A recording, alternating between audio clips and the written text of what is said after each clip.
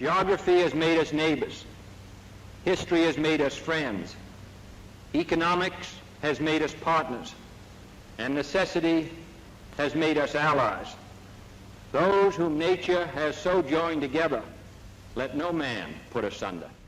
These were nice words, but the president did not believe them. Over the course of the next 2 years, Kennedy would intervene twice in the Canadian elections of 1962 and 1963.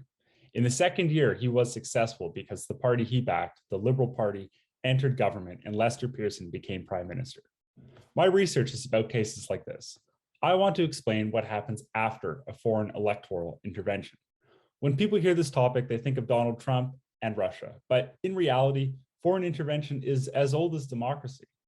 I've studied over 100 cases. I've read archival documents to identify what motivated a great power to intervene, and then I simply asked, if the candidate or party they aided won the election, did that candidate behave as desired by the great power? Did they cooperate? And the answer, in short, is that electoral intervention can work. And the reason is simple. When foreign powers intervene, they choose to back politicians with whom they already share highly aligned preferences. So if you're a great power, you don't need a puppet. You just need to back someone who, even if for different reasons, wants the same thing that you want. For example, Kennedy wanted Canada to arm its military with nuclear weapons, the most controversial of which were the Bomark missiles that had replaced the Avro Arrow. Diefenbaker's conservatives did not want these weapons. The Liberals, on the other hand, had a more flexible attitude, and by January 1963, were firmly in favor of their acquisition because they believed Canada needed them to be a good ally. So Kennedy made some phone calls to people he knew in the press. His former pollster went to secretly work for the Liberal campaign, and his diplomats on the ground did what they could to undermine Diefenbaker.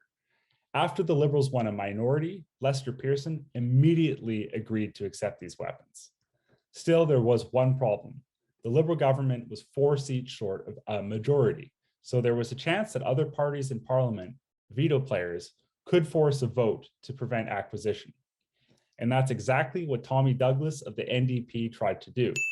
Only by 11 votes garnered from disaffected members of the opposition did Pearson succeed. Had his government been just a little bit smaller, Douglas's motion would have passed, Canada would not have armed the Bomarks, and Kennedy's electoral intervention would have failed. This case teaches us that if foreign interventions are to work, they need to result in governments that can overcome domestic veto players. Using this theory, we can better understand how electoral intervention has worked in the past and how it might work or fail in the future.